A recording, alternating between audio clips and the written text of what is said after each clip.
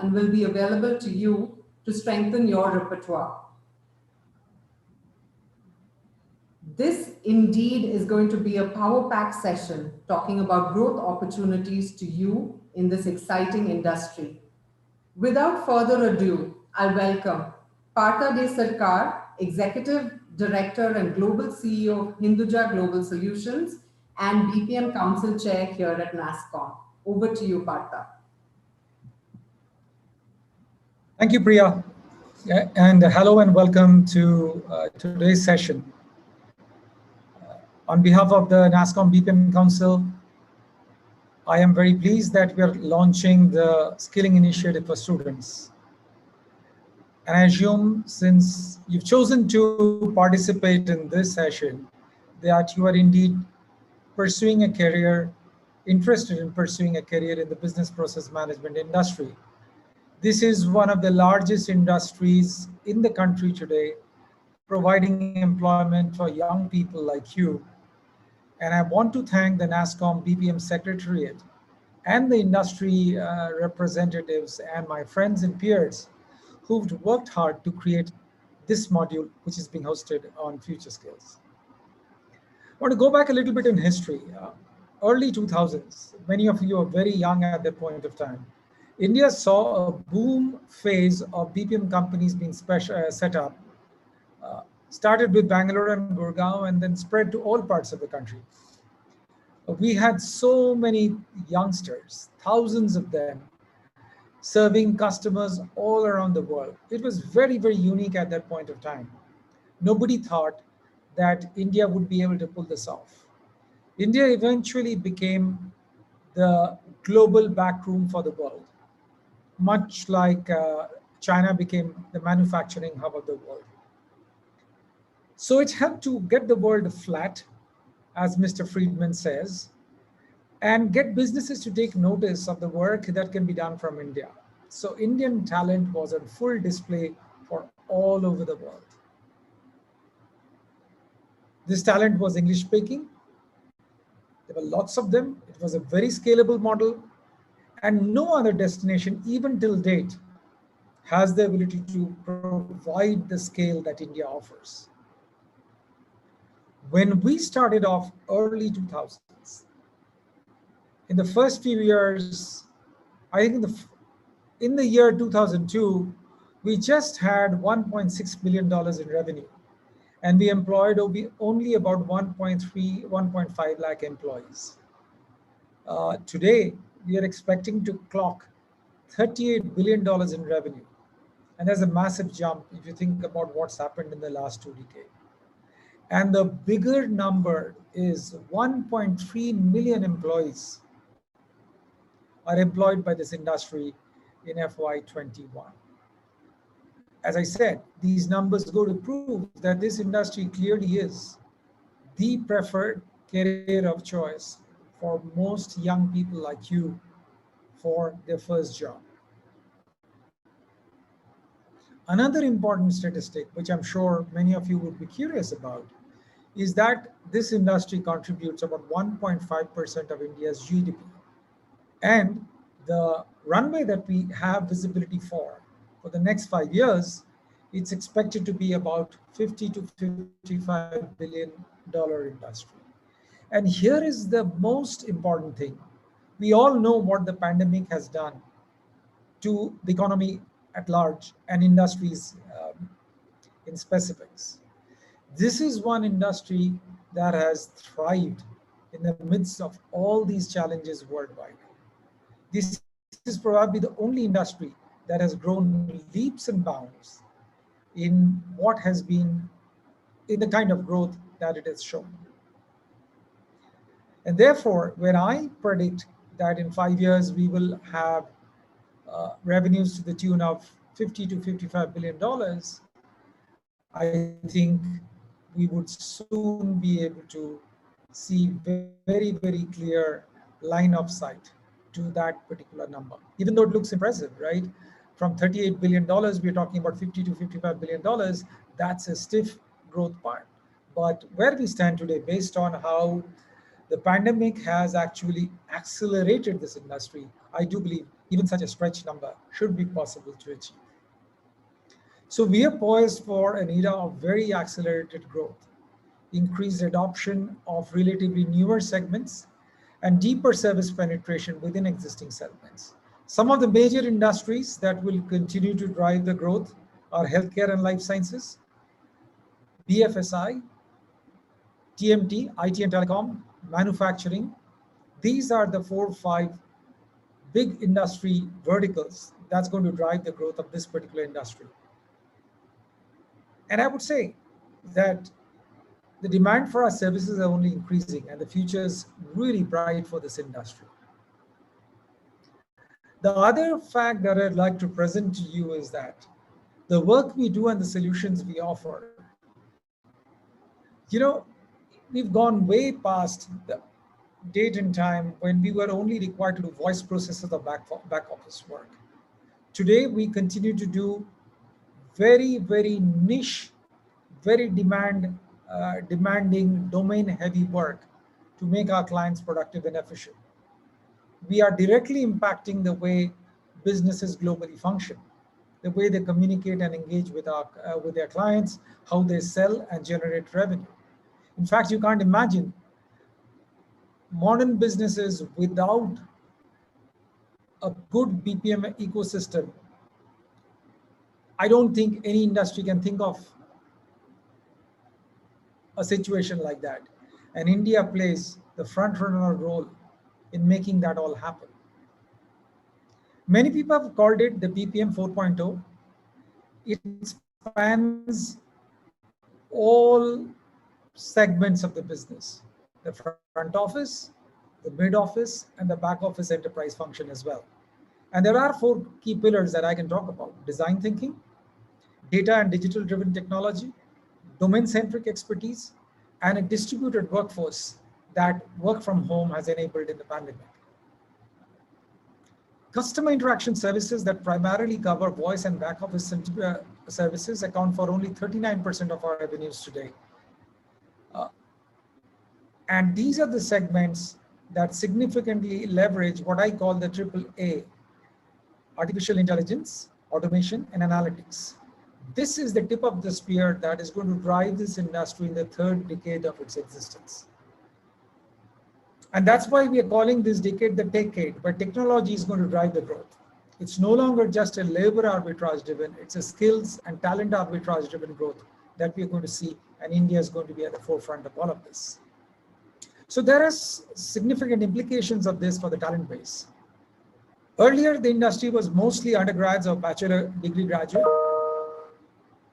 There is an impression, unfortunate, that this industry is a temporary stopgap arrangements for these graduates waiting to get a proper job. I can tell you, given the pandemic situation that the world is going through right now, this is the only industry that is going to grow leaps and bounds. Others will grow as well, but nobody will come close to where this industry will grow to. And therefore, frankly, if you're looking for a career today, this is the best industry that you need to look towards. There are a lot of myths about this industry. So that it's a high stress job, it's night shift, it is boring, it is repetitive, it doesn't require in-depth skills. But I would say don't be misled by some of these perceptions. I would urge you to look at some of the case studies that NASSCOM has presented in a compendium that they will show as to the kind of work that is being done. It requires a lot of very high skill, and there's a lot of cutting edge work that is happening. And the nature of talent today that this industry employs is very, very different. They come from all kinds of backgrounds and profile. Significant part of the workforce are engineers, MBAs, chartered accountants, even medical doctors and nurses, PhDs, LLBs. There's all kinds of very front-end, high-level skills that are employed by the industry today. If I speak for my own company, we ourselves employ about 1,100 nurses, doctors and US registered nurses, which is bigger than many big hospitals in this country. So the industry really is looking to leapfrog to leverage multidimensional talent with new age skills. where the interplay of interaction between digital domain knowledge, customer empathy, and customer experience becomes very, very important. Let's talk about that again. I said a lot of things. Digital, that is technology-led, domain expertise, that is knowing healthcare, knowing BFSI, knowing T, customer empathy, and customer experience. The combination of all of that is what's going to drive the industry forward. And that's where all of you come in. With your background, tech mindset, and aptitude, we believe that the Future Skill program will evolve in 2 to 3 years' time to train you in domain-centric skills.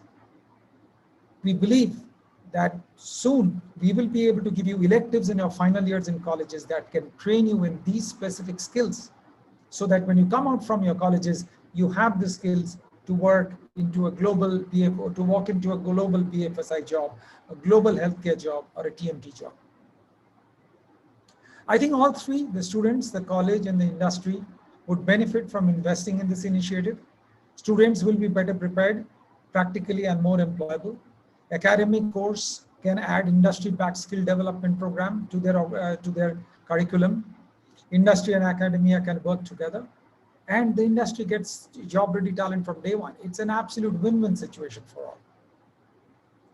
So once again, my pitch for students interested in building a fast-growth career, and probably the only career that's going to flourish in the years of the pandemic, I can only tell you that BPM is a very good career choice for job stability, especially in a job market affected by COVID, competitive compensation, significant growth opportunities, linear as well as horizontal within the industry, multicultural work environment. All Indian firms are global. They have footprint across the world from east to west.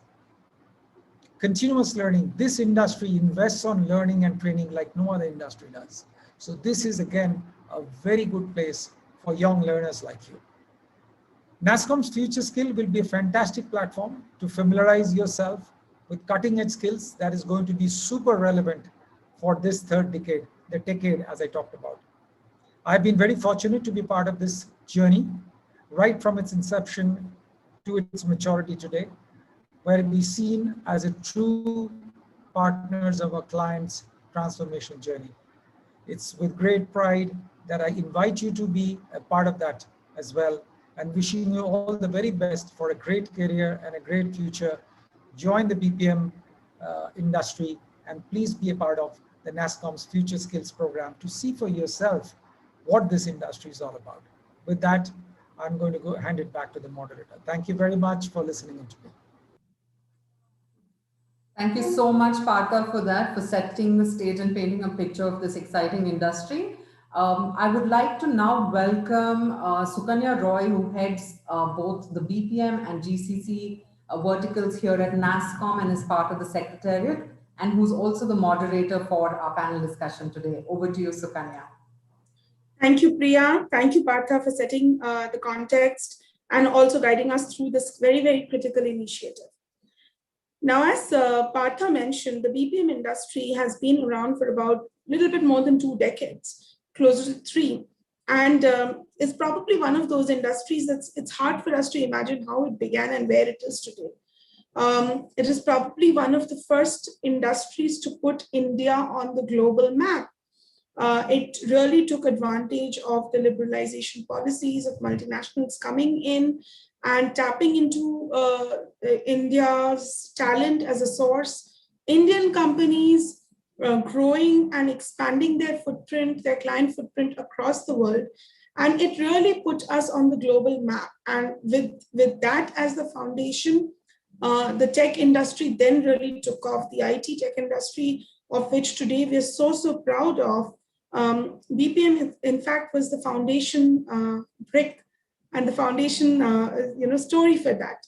So it's been a great journey for the BPM industry, starting from, as Partha mentioned, from night shifts and taking call to today solving really complex business problems and enhancing industry competitiveness as well as efficiency, helping companies drive revenue, build insights. We have analytics, we have RPA, we have all this next gen technologies playing significant role in terms of how BPM is shaping their client stories.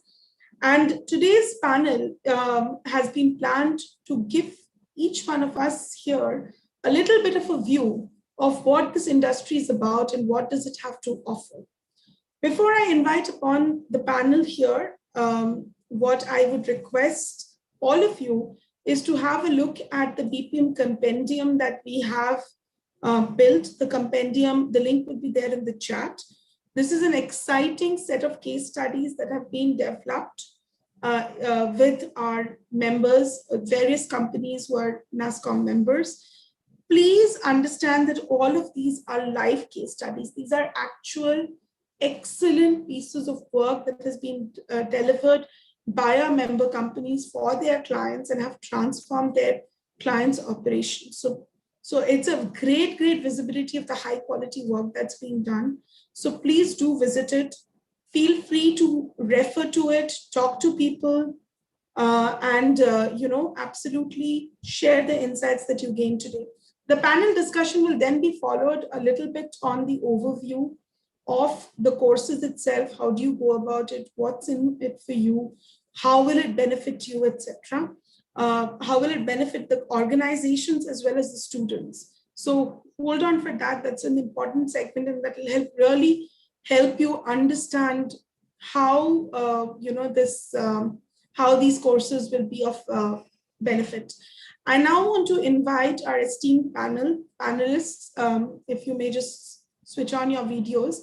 We have 6 eminent speakers from our member companies who have contributed in building the course material that we are. These are all leading, game-changing players in the BPM industry, and the best of their SMEs have come together and build the content.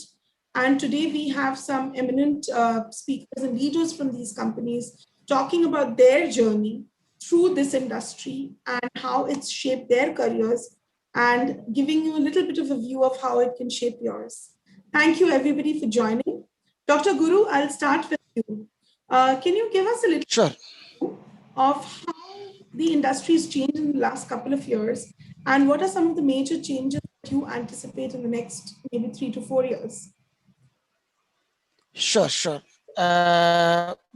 Before I jump onto that, am I audible? Yes, you're breaking up a little, but you're audible. Okay. Okay. So, good evening all. I'm Dr. Guru, CHRO for Omega Healthcare. I come with about 3.5 years, 3.4 decades of experience in HR, and proud to be in this industry for the past 20 years. Omega Healthcare is the premium provider of revenue cycle management solutions, clinical services for US healthcare. And I have seen the organization growing. I am with Omega for the past 15 years, and then we are currently close to about 18,000 plus employees. And I have seen this organization growing from 100 plus employees. So when Partha was talking about the opportunities, absolutely, I second him that if somebody wants to look at an opportunity and career, I think you are in the right place. But as as a panelist, the question to me is how this industry changed or changing in the coming years. Briefly, Partha touched upon the technology, AAA. That is exactly I'm also seeing. If I have to nail down 2 or 3 areas that students can focus on, the changes are rapidly happening in the technology space, where the repetitive jobs are taken over by the robotic process automation and AI based analytics, whereas the intelligence of human nature is replaced. Earlier, the nature of opportunities used to come to us in the BPM industry used to be transactional. Now that is converting into a transformational. So the key area the clients are looking at or the industry is changing is not that we go and do a robotic job or repetitive job, but how we use our knowledge, capability, and then create our creativity in our organization. And Partha also touched upon the people. The pandemic has actually taught us how we can work remotely. I think in that space also now the clients are looking at if a remote working is going to happen, how the compliances are changing, how the data security is happening. So the area is very important for us to look at is how you are ethically forming yourself in terms of taking the client's details, how you will be tested for your backgrounds. I think these are all few things which the clients are more worried about. And again, on the processes, they are also looking at the capabilities, the organization which is ready to look at the business process continuity, how the mindsets are shifting.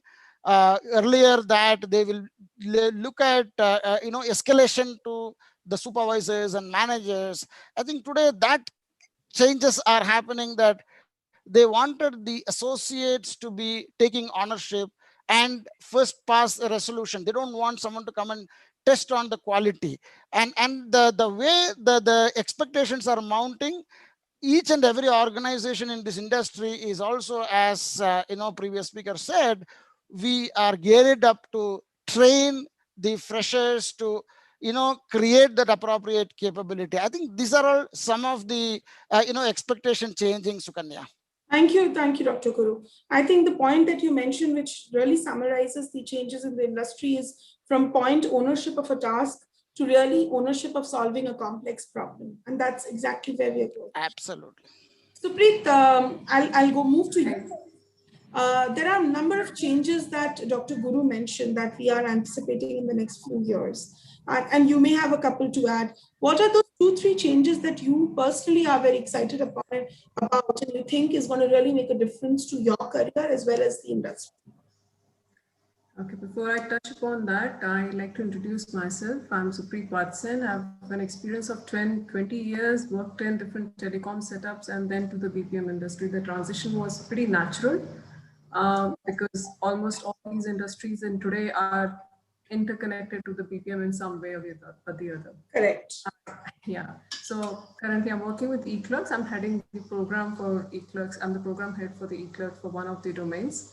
eClerks is a company wherein we have from the customer service operations to digital to financial operations and some of the marketing related activities we are in.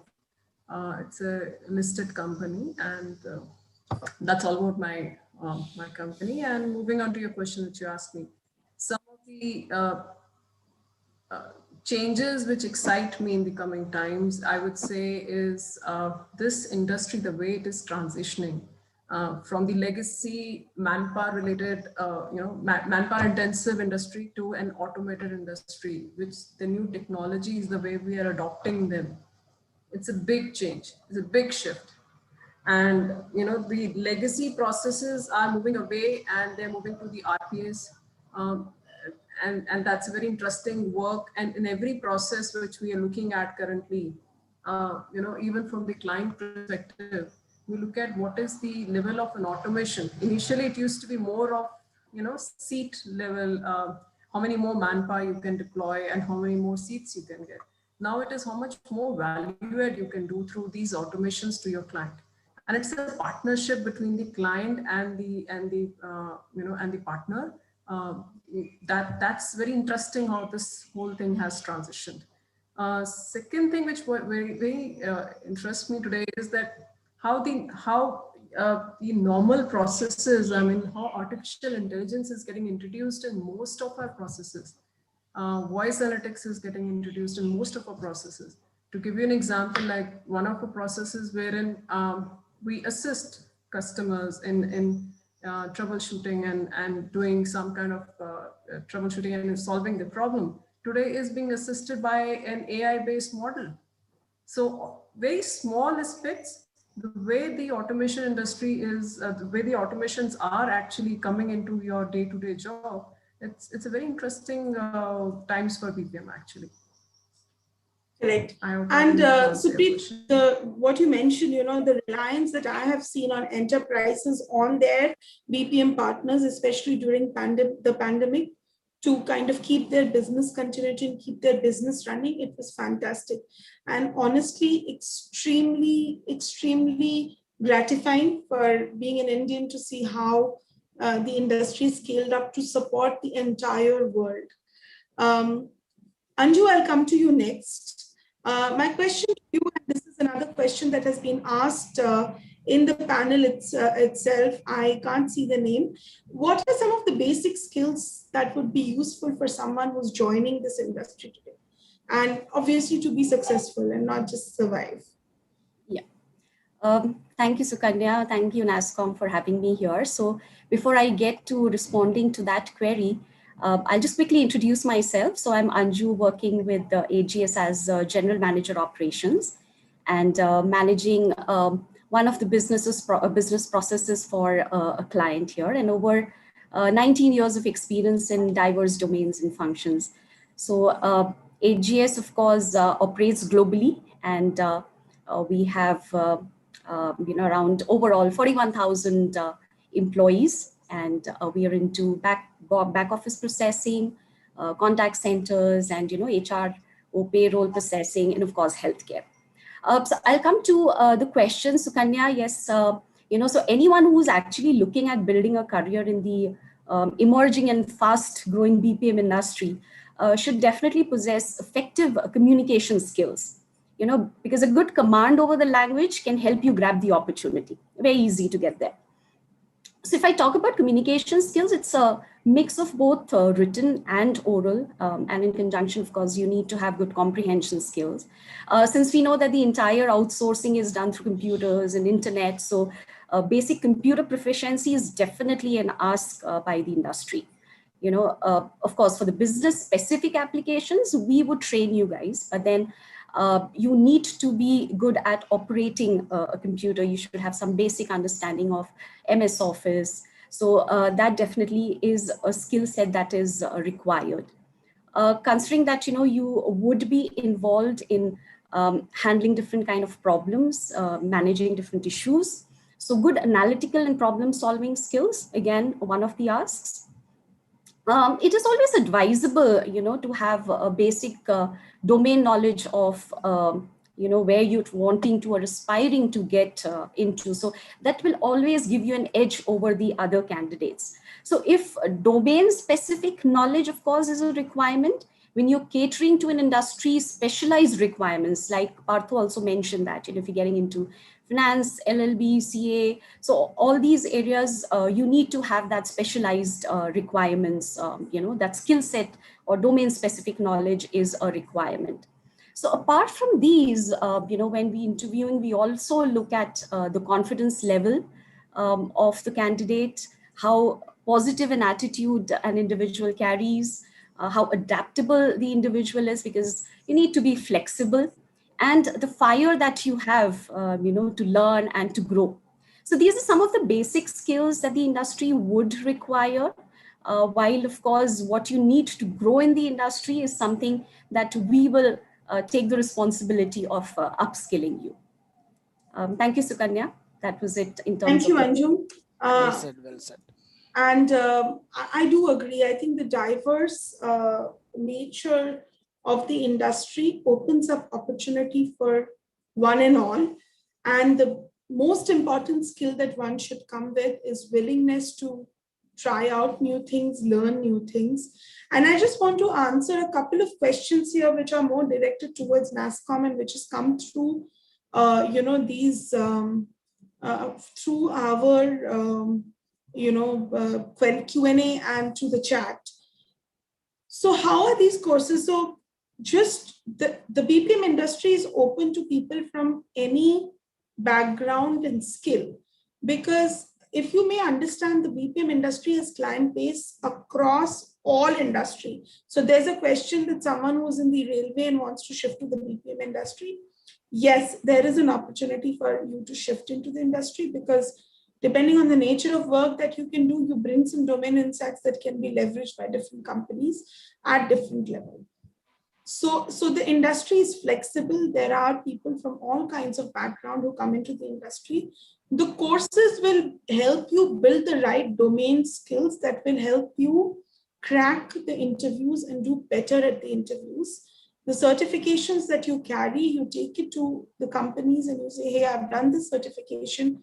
It gives a basis for the companies to then measure you on those. We are also reaching out to the HR heads and the recruitment teams here.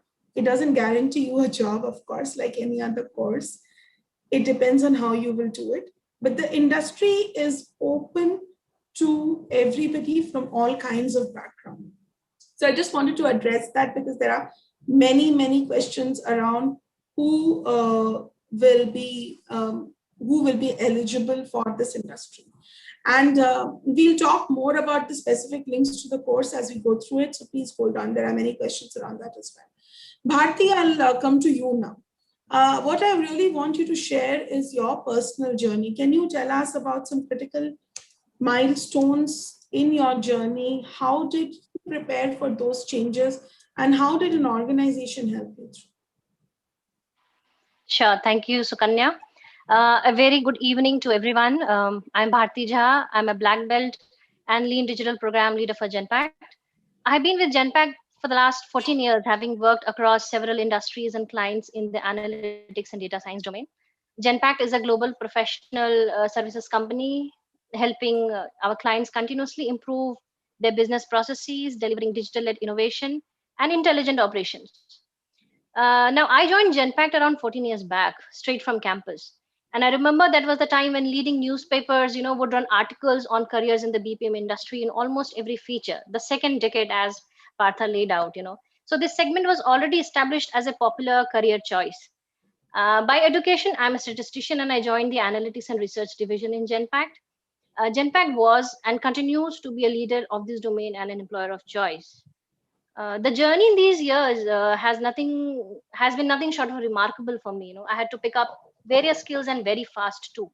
Genpact has a very useful onboarding program, the analytics boot camp, as we would call it, which prepares you with every possible technical, soft, managerial, and specific skills that you need to take on your job and deliver.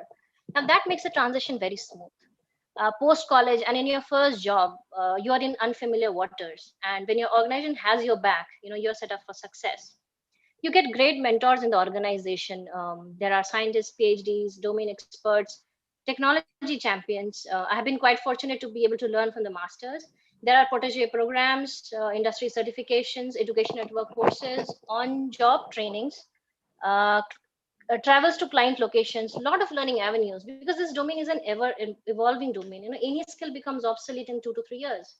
So continuously upskilling and adapting is survival, or else we would be dinosaurs.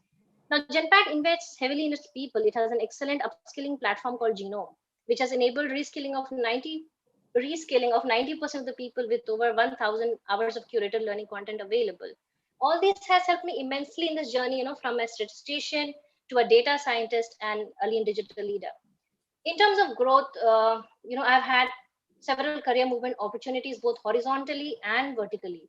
The organization has kept me challenged and in the game. You never realize, you have been part of this organization for so long when you're so busy moving processes, learning, and doing things you love to and get recognized as well. On a more personal front, Sukanya, I would like to mention that I have been able to balance my personal and professional lives quite effortlessly, I would say. I'm a mother of 2 little kids, and as a primary caregiver, it's sometimes overwhelming. It's challenging and exhausting.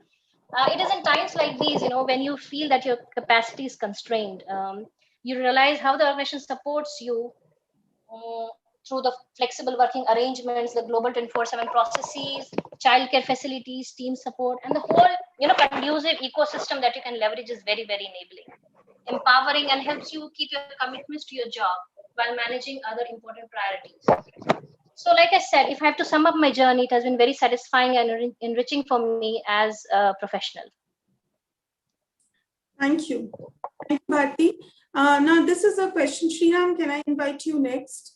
Can you give us some examples of different ways in which careers have shaped up in the BPM industry, the diverse range of opportunities? There's a lot of questions in our box saying, hey, I'm a BCom graduate, what opportunities do I have? I have a maths graduate, what opportunities? We just want to give people a flavor of various different ways a career can shape up in the industry.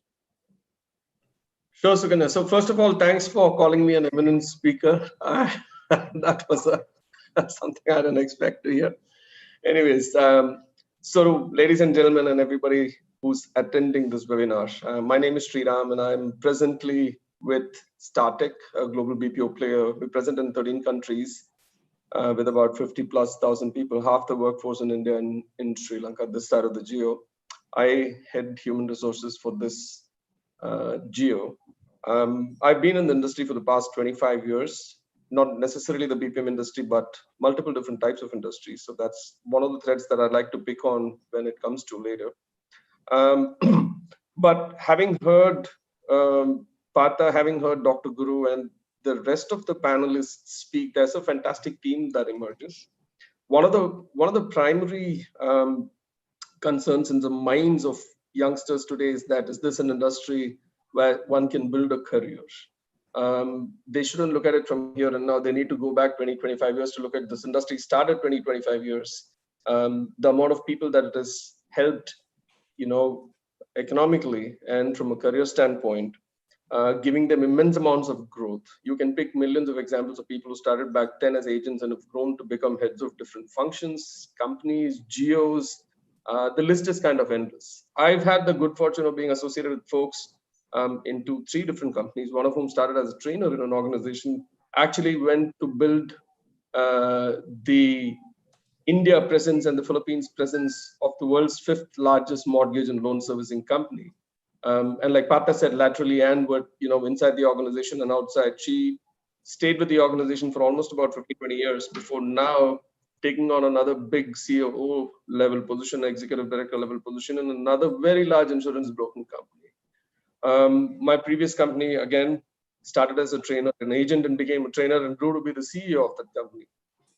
What this basically says is there needn't be any apprehensions at all. This is one of the fastest growing industries. It's an extremely fast-paced industry as well. Contrary to popular belief, things aren't boring. It's interesting. It's a matter of perspective. How you look at it is what determines how good this industry is. This having been said, this is an industry that is here to stay. So if you actually look at more and more people coming in, and somebody mentioned stating that there are a certain set of basic skills people need to have to make a cut in the industry, right? But most of what happens to an agent, or I would say an entry-level person, gets taken care of partly by the company that they work with, partly by the process that they work with, partly with the client engagements that they have with. We as an organization, again, this is not a sales pitch, but we as an organization have very, very stringent guidelines on how somebody comes in and then how somebody grows, because across the board, as he grows, there are different levels of accreditations he needs to get from our internal training courses, training curriculums available, courses that are available. So unless you're certified, you don't get to the next level. We as an organization, and like so many of the others here, believe that we would like our people to get the first opportunity at growth before we go out and hire. So I'm sure this must be a standard kind of benchmark across most companies today. And 65% of our leadership is actually grown from within, has grown from within. And I don't necessarily refer to people in the country. I'm talking about people outside the country as well. We are a company that's very unique in having provided opportunities, even for agents to go abroad and work with many of our very, very prestigious international clients. As we speak, there's several in the pipeline. And again, I'm sure most large organizations follow the same kind of pattern of sorts, to a point where you're so acculturated to the organization. You understand exactly how things work in the organization. It's entirely up to an individual to make the best use of what is available with the organization. I think I brought this up when we had an earlier discussion, Sukanya. Most people tend to look at this industry like it's a T20 match. Do not look at it like it's a T20 match. Look at it like a test match. That's what builds your career. Get in for the long term. You can always pay these 1 days and T20s later. Look at yourself as a test player. This having been said, each of us brings a certain set of skills to the table, various different reasons, the economic background that folks come from, so on and so forth. A lot of time and effort needs to be spent investing in oneself.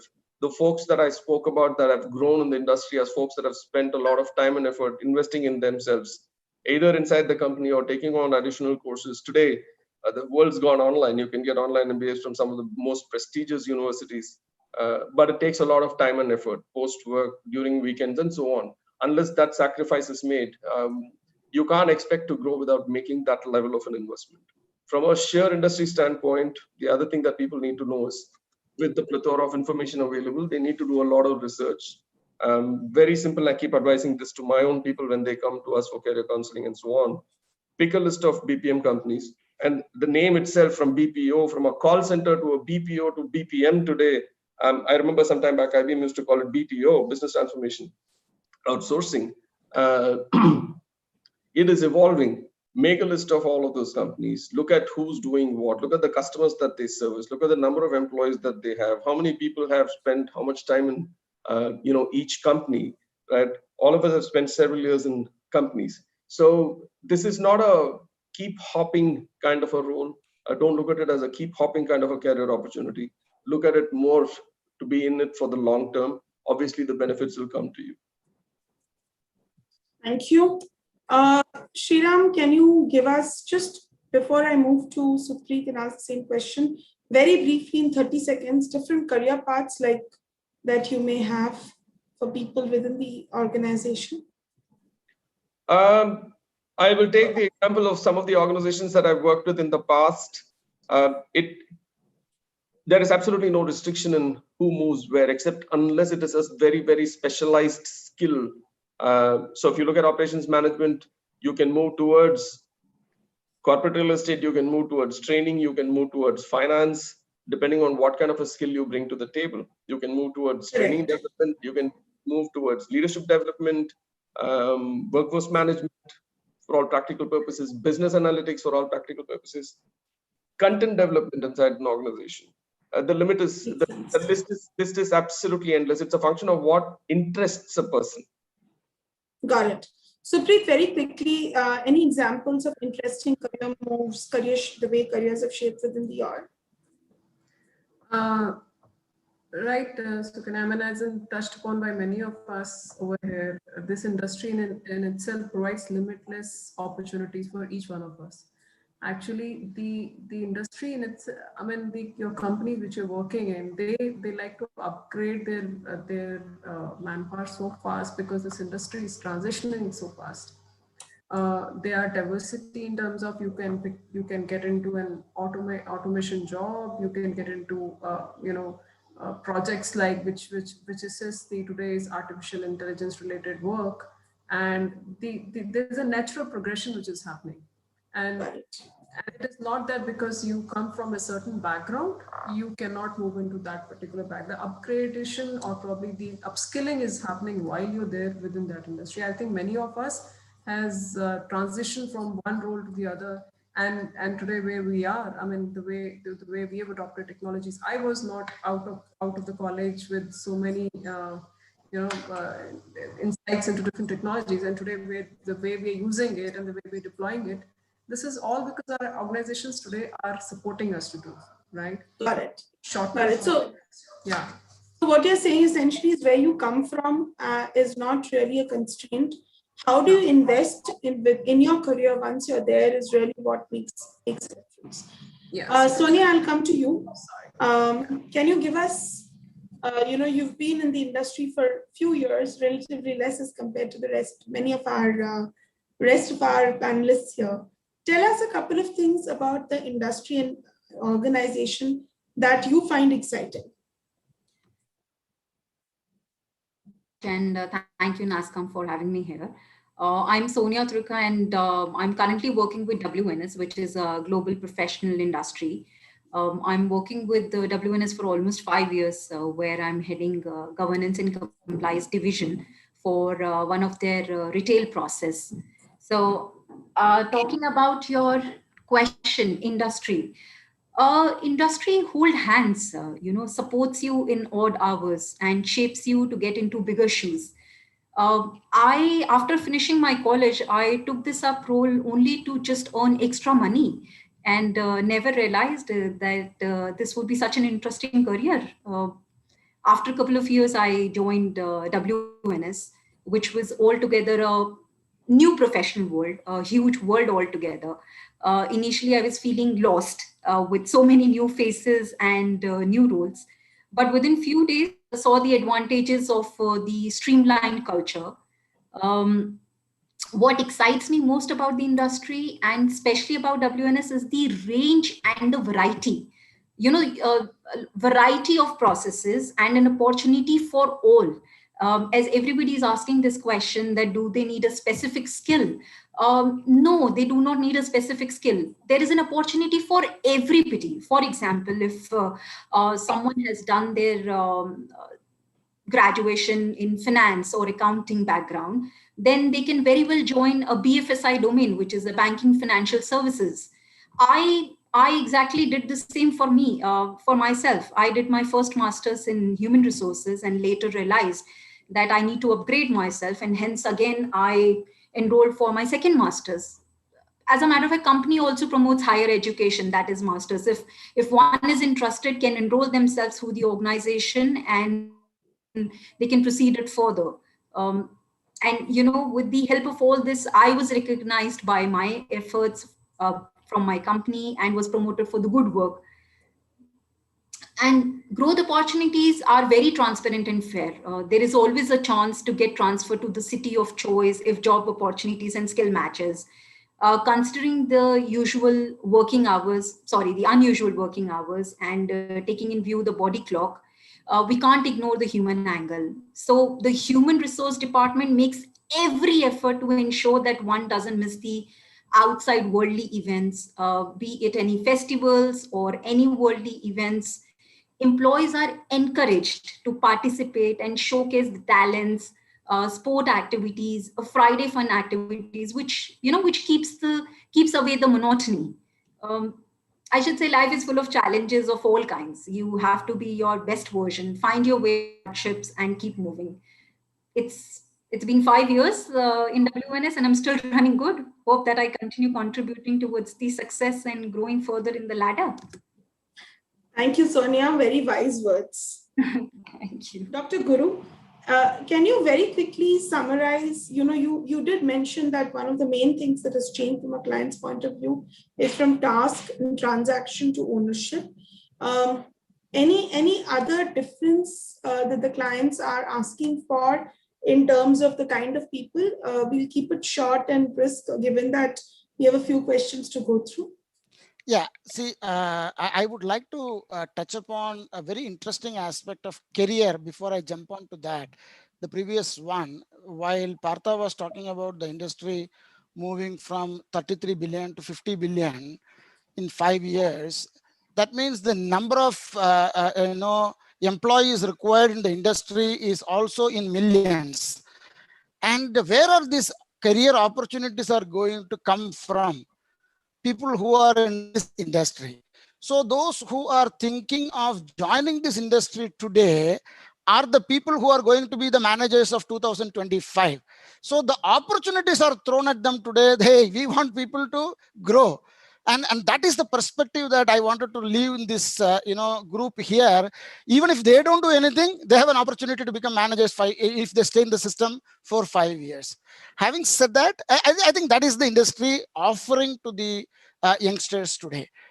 Now with the what the clients are asking, so the clients are looking at how do we upskill or upgrade the type of processes what otherwise is getting automated, and then how you assure that these people are continue to be there, not losing them, but they do the value added role in continuing their processes.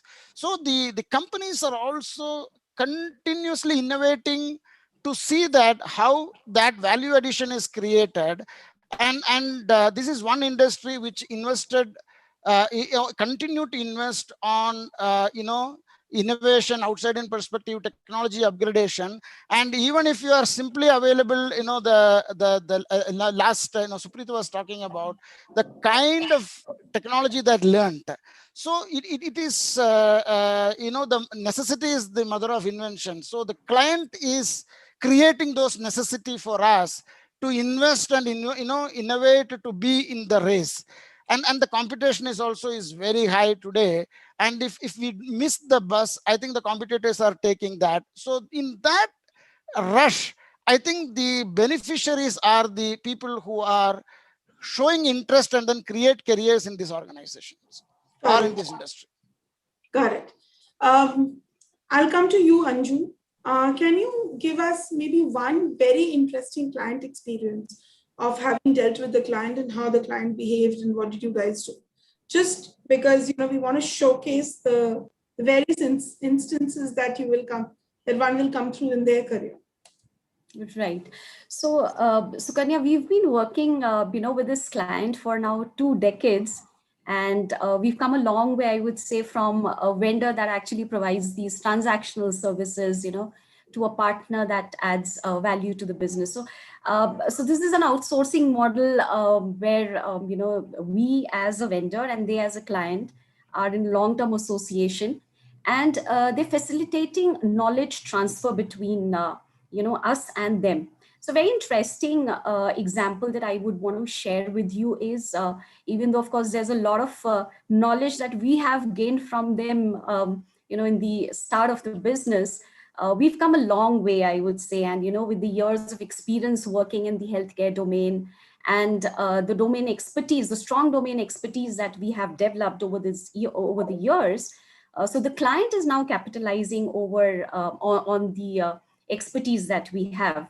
And they are using our trainers. So that's a good opportunity for anyone who gets into the industry, gains that expertise. And so we have trainers who have trained their employees for a specific line of business. So that was a great opportunity for us. And I think a very rich experience that, we can always add to the suite of services that we offer. So I have a lot of experiences that I can share. But I guess that's one thing which I really felt was important, and for the group here to know that if you really work hard, come up the ladder, you always get an opportunity to even train them, and also to travel to the client's business locations and participate in the trainings, or contribute in any of the value adds that you can provide to the services that we offer to them. Bharti, any comments from you in terms of your client experiences?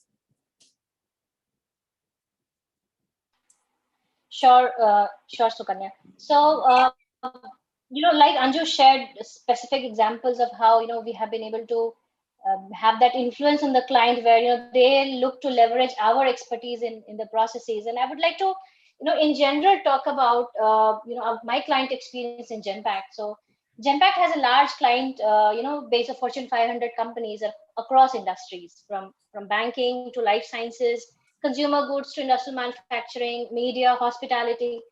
Genpak partners with these leading companies to drive business transformation. In my tenure, I have worked with several clients across functions like credit risk, KYC, financial analytics, post-market services, just to name a few, delivering operations transformation and lean digital projects. Now, what I've learned is the intensity with which we engage with our clients is the key to success in this industry. And I would like to highlight that because, we have people who are aspiring for a career in the BPM industry. Our clients consider Genpak as a valuable partner, crafting their success stories together. And I want to share my key learnings here. Every company is looking for cost, speed, and quality improvements, right? Every company needs to strengthen their cash position, arrest their risk, optimize their operations. In this industry, with a combination of deep domain expertise, transformation services, lean digital operations, and effective growth strategy, at Genpak, we have generated huge business impact for our clients. That is the kind of end-to-end value generation that the clients expect from you. Second important point, do not depend on the clients to show us their vision. We define the vision, we get a deeper understanding of the business, we get under their skin. Sorry, we get under their skin, we understand their pain processes, and like it's our own pain. We understand their emotions, their unstated objectives. So we push our vision because what we know and do is much more. Our experience is deep and diversified, and the clients appreciate it. Third important point is, it's a relationship, and like any relationship, it needs time, commitment, and over communication. We at Genpak like to believe that we are joined at the hip, with our clients. We feel their pain as our own, like I said. And the clients are equally invested with you, whether it is bringing in newer technologies, conducting workshops, reskilling the employees, driving change, overcoming the resistance that comes with the change. They listen to you when you tell them what's going to work for them and whatnot. They just respect that. If I were to take another few seconds and give you some examples, last year when the pandemic hit, we moved our operations to remote working faster than many of our clients to ensure there is no disruption to either their services or ours. In our healthcare space, we upgraded our algorithms very fast with new variables to drive supply chain optimization and ensure that in this new scheme of things, the demand meets the supply faster. You would remember another example. You would remember a time when crude oil prices plummeted across the globe. Our models predicted bankruptcies to help our oil and gas clients mitigate their credit exposure. So these examples will show you that we are that necessary cog in the wheel for our clients to continue operations and continuously improve their performances. So to sum up, the clients are consulting you and leveraging your skills to help them become leaner, agile, and resilient organizations. And if you can help them achieve these objectives, that is your ticket to success in this industry. Thank you, Bharti. Sonia, I'll come to you. You spoke about all the fun that you guys have at work. And now with COVID, there's been work from home last 1 year. And I think given, how we are dealing with vaccines, it will continue for a while. So tell me a little bit about how the work culture has changed with COVID and how, what's the company doing to keep the mood upbeat now that you guys are at home and you really can't, have the Diwali fun and the games that you used to have at work? Sure, Sukanya. COVID-19, it has brought the entire future forward in just days, if not hours. When most of the companies around globe were taking the pandemic as an opportunity to laying off people, WNS stood by its employee, and I'm sure many companies, they've gained the strength and in turn loyalty. In this industry, it's very common. Processes come and they go. However, the organization believes in retaining the talent. They want to upgrade their resources by training them with different other skills and to employ them for better opportunity. Even if the process shifts, the employees are given an opportunity to move to another process and add a learning feather. You rightly said, in office, when we were working from office, it was very easy. Whenever we used to get tired or wanted to take a to go on a coffee or on a lunch break, but that's not the same case while we are working from home. However, to keep the momentum up, we connect with each other on a daily basis because we can't forget the fact that at the end, everybody is a human being and we have all emotions and ups and downs. So hence, it is very important to understand your team and your people. And as you said, fun, and of course, Friday fun is still there. We still call it as TGIF, which is thank God it's Friday. We connect on 2 to 3 hours of fun connect within the team where we play sports, damsharats, different other kind of activities. Diwali, Diwali was one of the things where last year Diwali, everybody was working from home. And I remember every employee from top to bottom level, everybody received a gift hamper at their residence as a token of appreciation, just to keep the motivation level up from the organization. WNS culture is fair, open, and inclusive. Everyone gets an equal opportunity and no discrimination on any ground or within our people approaches. Our circle of values defines the culture and influence the work environment to create a culture of teamwork, collaboration, learning, and enthusiasm. And that motivates employees to strive for excellence in their respective roles and business situations. So yeah, the industry is very dynamic and it requires employees to focus on result. And these situations challenges employee thought process in a supportive environment, and of course with the guidance of our leaders, pushing them to think out of the box and look for opportunities or solutions, and thus building a challenge energy to test newer horizons that are basic triggers of a creative work environment. Got it. Thank you, Sonia. Sriram, I'll invite you to give some closing comments on what would you just advise anybody joining this industry now. Okay, so back at a time when we were starting our careers, the paths or the avenues available to us were very, very structured. It's very I would call it pretty traditional in that you became a commerce student and then you wanted to become a chartered accountant. You studied law to be a lawyer or move into an HR function or be part of a law firm and so on and so forth. The one thing that this industry has done is broken many of those shackles. So the first thing that I'd like to again state, and I've stated this, several of us have stated it directly and indirectly, is break those shackles, look at this industry as a stepping stone to your career growth. One. Second most important thing, growth does not mean the next title. Growth can happen horizontally as well. The more you learn, the more you become an all-rounder rather than be a one-trick pony. That opens up multiple more avenues for you to get to the next levels. Second, what you get out of industry is what you put into it. And there again, I say commitment of time. You have to give it a gestation period before you can assess your own skills. The company gets an opportunity to assess your skills and figure out in which other department or function your services could be of a level, maybe in a different country altogether, in a completely different level, leads you to growth. Couple of the basics, again, this was touched upon earlier, excellent in communication, written and oral, because how clearly you communicate your ideas and your thoughts. More times than most, it's not the actual solution to the problem, but if there is a problem in front of you, what is the approach that you're taking to solve the problem? Whether you get to the solution or not is secondary. These are few of the things that I think people should arm themselves. One, second, be very, very strong on numbers. Understand data, what it means. Do not look at yourself in isolation. Look at you as part of a team. Look at the number of teams that becomes part of an entire process. Look at the number of processes that becomes part of an entire company. And then therefore what it does for the customer organization and what role do you play there. Work backwards for you to understand. And then you will suddenly notice that the amount of opportunities that is there are immense. And if you're not a graduate, I'd very strongly urge people, get into a company. There are companies that provide you opportunities to finish your graduation while you're still working.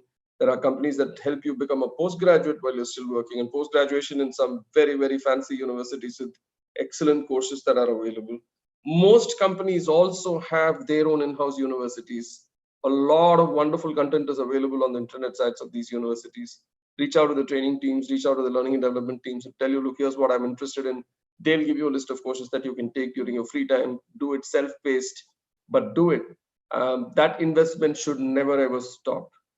I think these are a few very simple pointers that I'd let you know what I'd like to share, rather than go and say, go to this college and study this course and tomorrow morning you'll become a president of a company. No, that doesn't work. It doesn't work like that, right? It takes time for one to grow careers. That's why I said, don't look at it as a transit airport. Look at it as your port of call. Thank you, Sriram. I want to really thank the panelists on giving us views on various dimensions of the industry. It's important for all of us to make a conscious and a well thought through choice. And so this really helps students think through how they can think about their career, how they can visualize their career, and how they can prepare for one. I want to thank the panelists again for joining us today.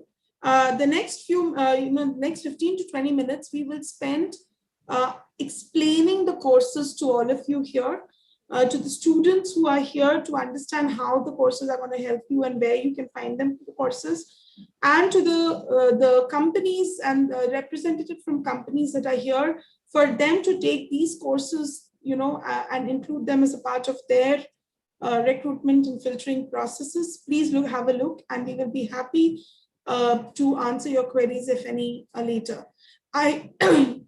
For this section, I want to invite Mr. Shantanu Chakraborty, who's the Senior Director Marketing of Concentrix, and Ms. Kirti Seth, who heads the FutureSkill Prime platform at NASSCOM. Over to you guys. Thank you. Hi. Am I audible? Yes, Shantanu. Great, wonderful. I will just be sharing my screen. Let me know when you get to see it. And while I do that, I just wanted to quickly kind of touch upon some of the questions that have come. So there is a question from Sukhmeen: what courses we recommend for a BCom graduate to build a career? Hopefully, after we are done with this particular presentation and the entire session today, you should know what all we could possibly be doing. A few of the participants are asking for our job certifications available for 30 plus people. For sure, this is not kind of limited by age, so you guys can definitely go in for this particular program. Nisha is asking, which are the business specific stuff that you train us on? Again, Nisha, I think after this particular session, you should get your answer. Sarvan talks about certification for people working with environmental engineering background. I'm sure, Sarvan, after we list down the domains that we are going to kind of give certification on, you should be able to kind of get your answers there. Madhu is checking if a 12 pass is eligible to join these courses. I'm sure you can, Sukanya, would you be able to kind of clarify that, whether it is just for a 12 pass or they need to be graduate for the program? It depends on organization to organization. Like Sriram mentioned, there are a few organizations I think you look up, but most of the organizations prefer people come with graduation. Wonderful. So that's your answer, Madhuri. Then we move to Muskan. Muskan is checking where is this industry situated in India. Muskan, it is all over the country. So all the companies, there are many companies that operate from different places in the country. So you can definitely, check out the BPM companies and figure out where you could possibly work, which is convenient to you. Sai Kalyan talks about opportunities for BSc nursing students, as Partha started off by talking about 1,100 nurses, and then there are other programs also. But he was talking about these jobs available outside of India. But in India as well, there could be some programs in some of the BPM companies where you could fit into the entire thing. So Sai Kalyan, you've got to take your chances there. Manoj says, can you join? Can somebody with a BCom, can somebody join the BPM industry after graduation? Absolutely, for sure. And this particular program probably will help you doing that. Saurav talks about hiring process step by step. Saurav, that is something that we'll not be explaining in this particular presentation, but what you could possibly do is that some of us will reach out to you and share that with you. Somebody with no name said, are these courses certified? Yes, they are certified. And Sanjeev, the last question, how to join BPM? What are the different ways? There are many ways. The one that we're going to talk about just now is one of the many ways. So let's get started with the presentation. All the panelists, phenomenal. Thank you so much for a phenomenal session of knowledge and insight sharing. I am left with very little to do, but anyways, I'll do it. And what I'll also do in the process is probably sum up some of the stuff that we've already spoken about, because that's how my presentation is, designed. So taking the narrative forward, I'll go to the first slide. So why work for a BPM company? While we were all talking about it, probably I'll just add optics to it and bring about all the points that everybody spoke about. Starting from Partha, everybody else has also spoke about it, that it's a growth sector fueled by technology. Now, let's face it, disruption is everywhere. And businesses today are either disrupting, getting disrupted, or experiencing both of it, right? So it's amazing when you think that 52% of Fortune 500 companies have disappeared like a puff of smoke in the last 15 years. So what is happening is that the BPM industry is no different. So the industry, adding to what Partha said and adding to what Guru said, is moving from scale, which is number of people, to skill. And that's very, very important. So what is happening, how it is transitioning, is that earlier we were looking at number of people come, join, work for us, and therefore, anybody and everybody could join a BPM company. But now what is gradually happening is that we are just not looking for hiring people in hordes, but we are actually trying to look for skill. So therefore, what we are going to talk about in this particular section is this program, which helps you differentiate yourself on basis of skill and not just a whole population walking into a particular industry and starting to work there, because that's not going to happen, because we are undergoing a change. As I said, everybody's going through disruption. So we are also going through disruption through digitization, through automation, big data, analytics, big words, but they are completely transforming the way we are working. And therefore, it's very important for you guys to understand that skill will become very, very important. The next important point is about self-growth opportunities. A lot of people spoke about it. A lot of the panelists spoke about their personal experiences. I will just give you 3 real examples that I have seen in my life. By the way, I do not come from the BPM industry. I moved out of media to come into the BPM industry. So there was a point in time, some time back, when people only, as I think, one of the panelists was also talking about, that most of the workforce was internally groomed, and they started off with the BPO industry, and then they kind of evolved over a period of time. But what happened is that in the last 4 or 5 years, what has happened is that the BPM industry started attracting people like me who are not traditionally from this particular stream to come and start, working for this industry. So there is a paradigm shift in terms of perception, in terms of work that we do, everything. So going back to the point about self-growth, I'll take 3 examples that I know of.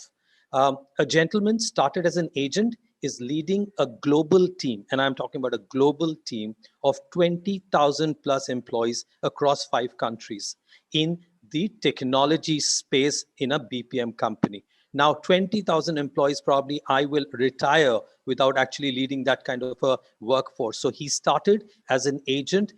And as rightly said, this doesn't happen overnight. He spent considerable number of time, but he kind of worked in this particular industry, grew to a level where he's kind of heading 20,000 people. You got to give me an example of other industries where you know somebody known to you who is actually leading a team of 20,000 people across 5 countries for a huge technology client who is sitting in a So this guy is sitting in a BPM company. The second example I'll take is a person who, again, started as an agent, is the HR head of an organization with more than 75,000 employees.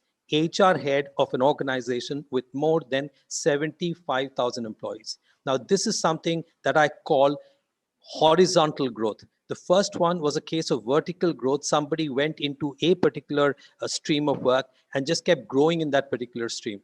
And the second person, who became the HR person, started off as an agent, but actually moved in horizontally into another direction of HR, and that was made possible by the company by something called an internal job posting, which means that the companies are constantly giving you opportunities. So internal jobs are posted, and if you have some caliber, you have got some background, you get an opportunity to go to an area of interest, and if you get selected, you can pursue it. So this gentleman picked up HR and then just grew in that particular stream. Third example is the first job of a girl whose total work experience was 6 months. But she was so good that she was given an opportunity to represent a company at a global client conclave in Europe. Within 6 months of joining, she was a fresh graduate. Within 6 months of joining, she was making presentation to a global client in Europe, and she won the best solution presentation award among 25 other companies that were presenting to the client. Now, this kind of opportunity, I have been in media for number of years, I've not seen coming to somebody who's just about 6 months old. What does the 3 examples tell you? That if you have the potential, the BPM industry has the opportunity for you. As they say, opportunities are for prepared minds. I'll move further. Coming to the learning opportunity piece, I'll not talk too much about it, but everybody spoke about it. So there are umpteen number of learning opportunities. And I was a mass communication guy when I because I was in media, so that was all fine for me. But when I came to a BPO, I felt that need for a management degree and stuff like that. Only thing I can talk about from my experience is that my company felt that I was good in what I do, and therefore they invested, and they put me through a course in Columbia Business School. And I kind of got a certification from Columbia Business School after having gone through that program for 1 year, which otherwise probably no company would have done it, or no, I don't know, probably they would not have done it. Probably I would not even have done it. So I today have that Columbia Business School certification from a management standpoint. So that's the third piece of it. Global exposure. Everybody has talked about it. Most of this company, and Partha was also referring to this, which is that most of the companies are multinational companies. And when you work for a multinational company, obviously you work in a multicultural environment. So you work together with people from different countries with different backgrounds. They are culturally diverse, and therefore that allows you to learn more because you're kind of getting to see the perspective of different people. I did not know before coming to the BPM industry that if you use the word if you use the word manage, in some other countries, manage, as we understand in the northern side of India, it means jugaad. And they do not take kindly to the word manage because they feel that you are trying to do something hanky-panky to organize the entire thing. And therefore, manage as a word actually dropped from my dictionary when I was kind of, dealing with people from certain countries in the world. Very, very important, this one. Coolest brands. I can't tell you more about it. All these multinational companies that we're talking about, all these BPM companies who are here sitting and kind of talking about different things, all of you in this particular call, including the guys presenting, including the guys who's listening to us, you already count on us. The BPM companies, I mean, every day. We stand behind some of the most iconic brands you trust. And there are good chances that we have met before. So talk about any brand that you use, whether it is a mobile phone brand, whether it is online brands, whether it is banks. We are probably standing behind most of these companies and supporting you. So there are good chances that we have met before. Last is uber cool offices. Don't want to talk about it in the times of COVID, so we'll let it pass. But we've got some of the most phenomenal offices that you can see. Now that takes us to the most important part of this entire presentation, which is like, what are we doing? So, before that, just another point. So exciting and diversified work profiles. Now everybody spoke about it. I'm just going to press, just kind of go through it.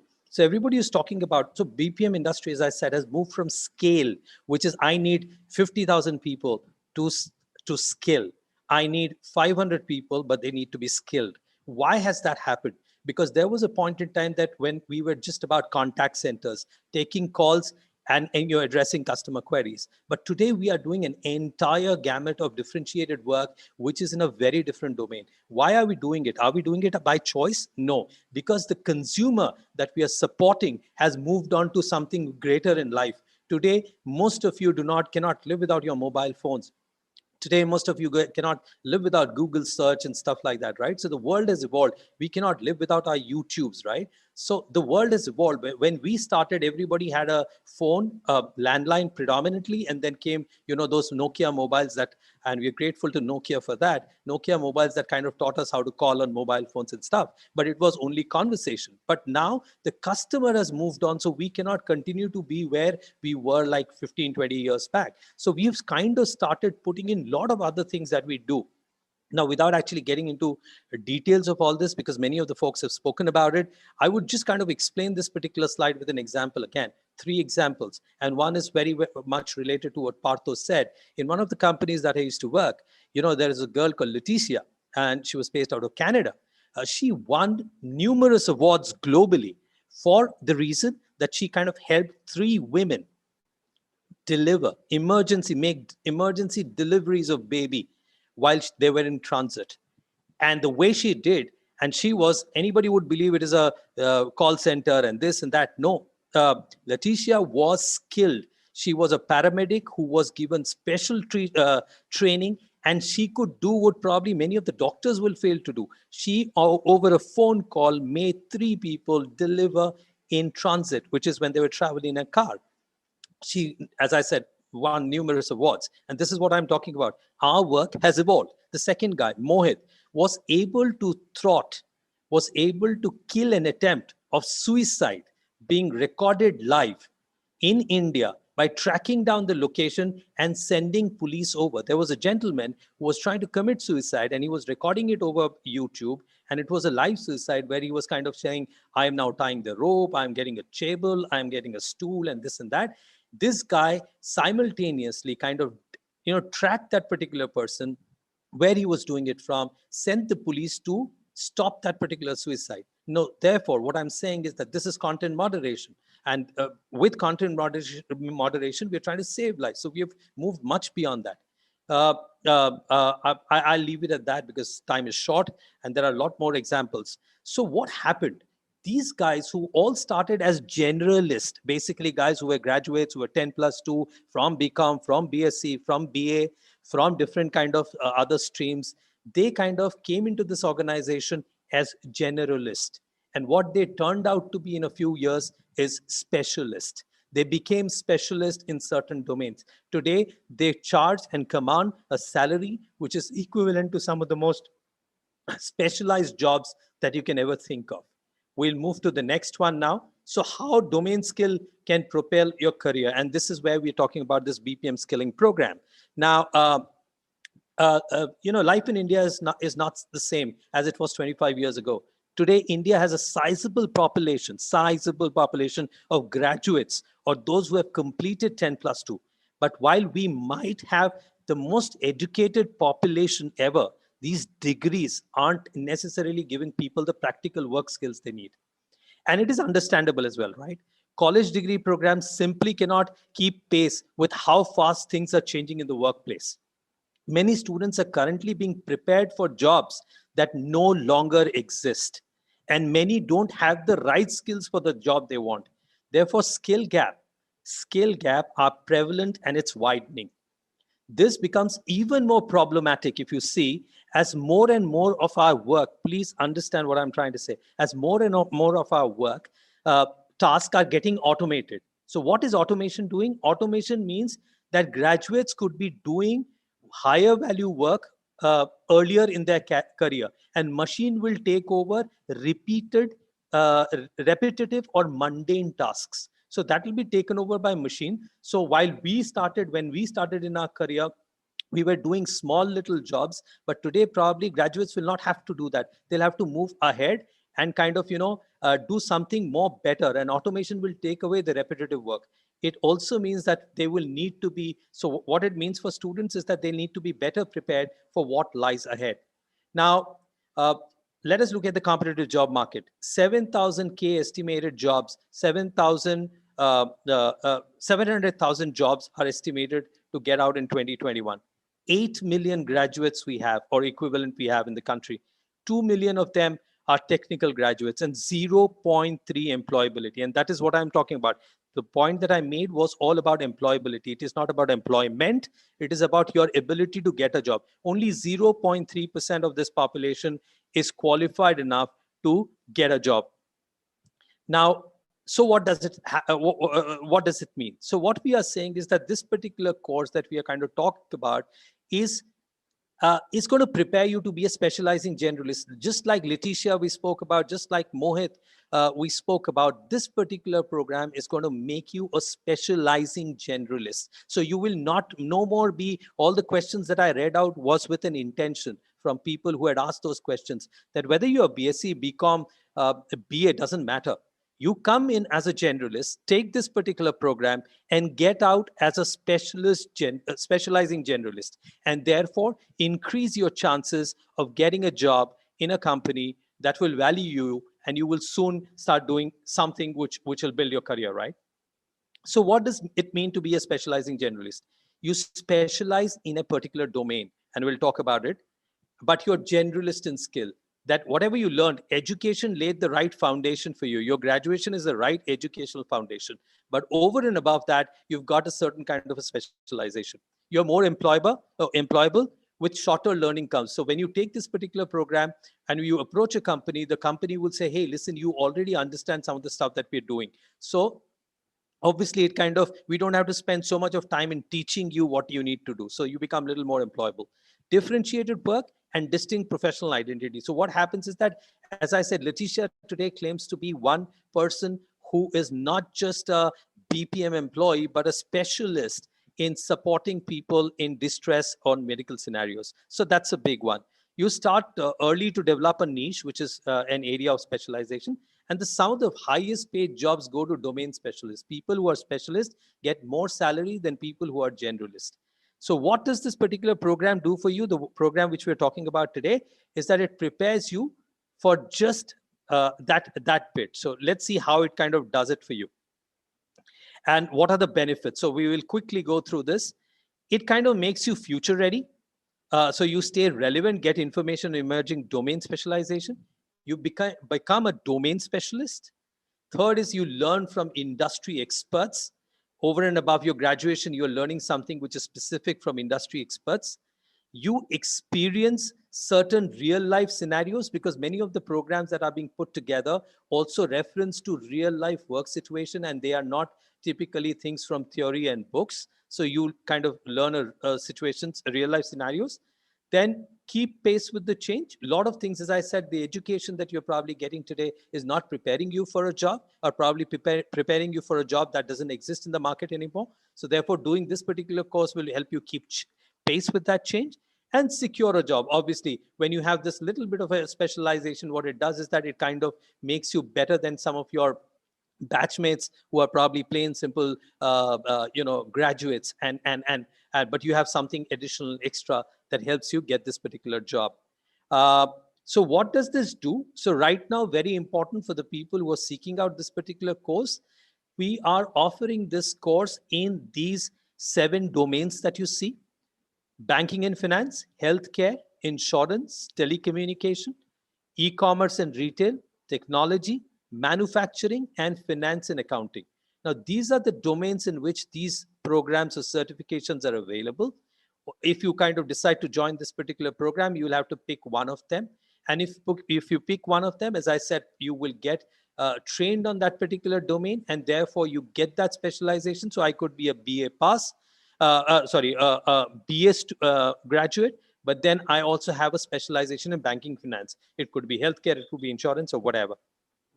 The second part, Shantanu, just stepping in for a minute. This is a self-learning and self-certification course, right?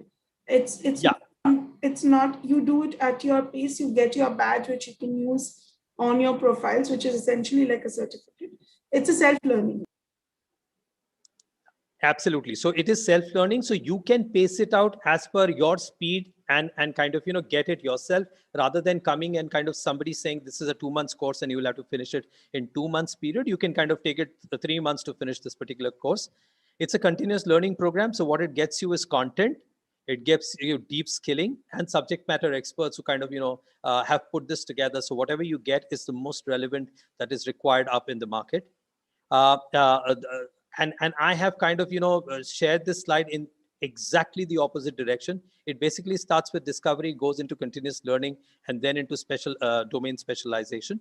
Discovery means that, again, by going through the content that you have and the brochures that you get to see, you will get a when we were putting down these domains specialization very clearly, why these 7 and why not another 20? The point is that the market has the maximum opportunity in these 7 domains. The companies that are talking to you have opportunities and jobs in this particular domain. So if you pick it up, then what happens is that there are every chances that you will get an opportunity to get an employment with some of the best multinational companies in the BPM space that are making this particular presentation to you. This is the last slide. Who are the industry partners who are kind of coming together and making this program along with NASSCOM? It's Concentrix, eClerx, Genpak, HGS, Omega, StarTech, and WNS. Summing it up in one sentence, by developing this particular program, NASSCOM and these leading companies have taken the responsibility to put you in control of your life and careers. So with that, I say thank you and stop sharing and pass it on to the moderator. I'll invite Kirti now. Kirti.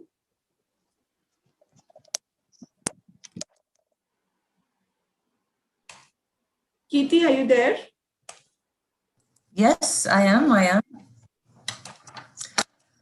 So Kirti, just by introduction, Kirti heads the FutureSkills Prime platform at NASSCOM, and she is responsible to ensure that such high quality content is available for everybody in India and provides an opportunity for learning for people across. So thanks for that, Sukanya. And this is a fantastic day. I think we've all been working towards it for, I think, almost a year now. So everybody who is taking advantage of this or part of this session, you should know that there's a lot of work that has gone behind this. Just as a matter of history or a story, if I can tell you what happened about FutureSkills. FutureSkills was launched in 2018 and actually by the Prime Minister at that time. And it was the first of its kind industry-led learning ecosystem. And that's truly special. There's a lot of online content available, a lot of online learning platforms, fantastic learning platforms available. But the big distinction of FutureSkills was that it was created by the industry for the industry. So initially when FutureSkills was born, it was for NASSCOM member firms. And for those of you who may or may not know, NASSCOM is the IT and ITES association of IT and ITES companies. So these companies got together and said, we have a common problem and we must get together and create a reskilling platform for our employees. It was created for the employees of the IT and ITES sector. And so for 2 years, it was only those member firms of NASSCOM who were able to get access to this platform. Then the government took notice of this and realized that there was something truly special going on, where the industry had got together to create a reskilling platform for its own employees, because everything was transforming so fast. You've heard so many people talking today about this disruption that is hitting this industry and completely transforming it. From BPO, we've gone to BPM. And the nature of the IT industry has completely changed. So the government then gave a grant to NASSCOM to say, why don't you extend this to all Indian citizens? And that's how FutureSkills Prime was born. So there are 2 avatars of FutureSkills available, FutureSkills and FutureSkills Prime. So those of you who are lucky enough to have a subscription to FutureSkills, because that is a subscription-based platform that your companies take advantage of, you will be able to see all this content on the platform, which the BPM industry has got together to create. Even what the BPM industry has done was something we discovered almost a year into FutureSkills, where we realized that there's so much content available, but deciding what to learn is what is the hard part. Any search that you've done on Google will tell you that it's very hard. So much comes up that you don't know what to learn. But what the industry did was go and select from all this content and choose all the relevant stuff that is important. So these pathways and these learning programs that the BPM industry is curated for as part of this BPM skilling initiative is culling out exactly what is important to prepare you for work in this industry. And the BPM industry is transforming like never before. We did a research about a year ago, or maybe a little longer than a year ago at NASSCOM, where we came up with this idea of composite skills. And this is a theme that you've been hearing about, of combining domain plus technology plus professional skills. So the pathways that have been curated on the platform for you on FutureSkills and on FutureSkills Prime are around the domain. This also means that if you belong to a domain, whether you're in the nursing, I was seeing the questions in the chat box, whether you're from the nursing domain or the microbiology domain or from the engineering domain, this is the golden opportunity for you, because that's what the industry is valuing today. Skill, not scale. I think that's the other one that we heard, that whatever you are specialists in, expand upon that, build upon that. And that's what these pathways will help you to do. You can either transition from what you're doing to something new, or you can build upon what you're already doing. And not only that, you also have the opportunity of learning about all these cutting edge technologies, because Today, it has to be combined. You have to have technology skills, domain skills, and professional skills. How to talk, how to handle yourself on a virtual platform. I heard about leading a 20,000 member team. How do you 20,000 member team virtually? How do you communicate? How do you influence? How do you persuade? How do you manage a project? These are really important skills too. So as you learn about the domains of how the mortgage industry works, or how the banking and financial industry works, or how the healthcare industry works, which is what all these pathways will do for you, you will also learn about how analytics works, how artificial intelligence works, how cybersecurity works, learn about project management, learn about collaboration. All this learning content is available on FutureSkills, and on FutureSkills Prime.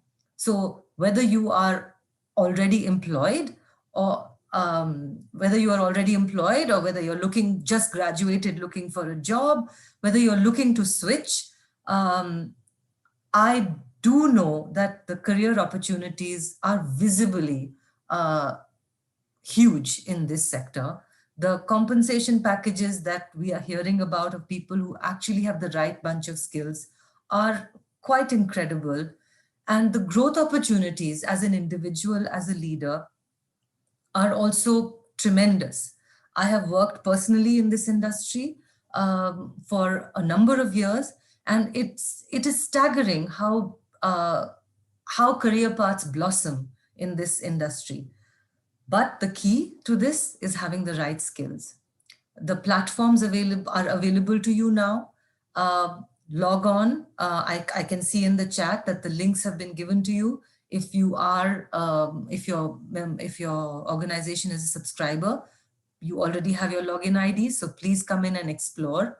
And if you aren't an employee in an organization, log on to FutureSkills Prime. It is free to access, and it is there's nothing stopping you, absolutely nothing. So if you're looking to grow, if you're looking to expand your career, if you're looking to make a difference, there's a tremendous bunch of opportunity out there. So all the best to you all. We worked very hard on this platform. This industry has come together and created a never before bunch of courses to prepare people to enter this absolutely incredible workplace. You've heard about all the good stuff that happens as well. Even virtually, fun is going on. Youngsters of all kinds you can associate with and build a great social circle as well. So take advantage, explore, and continue to learn by logging on today. Sukanya, over to you. Thank you, Kirti. I think very well summarized. I don't have anything much to share. For specific courses, please look at your chat window. The links are shared. Courses there. Please have a look. Do look at the website of the companies that are represented here. You have the names. You have WNS, eClerks, StarTech, Genpak, Omega, and HGS. Do look at Compendium. Compendium has a set of case studies from 16 companies. These are all, the Compendium and the representatives here are all good starting points for you to explore the website. Please visit the FutureSkills link here and do the courses, figure out. There are BPM specific courses. There were some questions around AI specific courses. Please explore the platform. You also have AI specific courses there. So have a look. Your career is in your hand. The industry is expanding. It's a net employment generating industry. And we need well-informed, smart, good employees to take it to the next level. So thank you so much for attending. We will be sending out the emails with all the details again. Focus on them, start reaching out to the companies, looking at their websites for what options are there, but invest in yourself. Most importantly, nothing comes without investing in learning. So please use the platform to prepare yourself for the BPM industry. Pick up any courses that you like among the links shared or other courses that are available on the platform and start investing in yourself. Thank you so much. Keep safe and take care.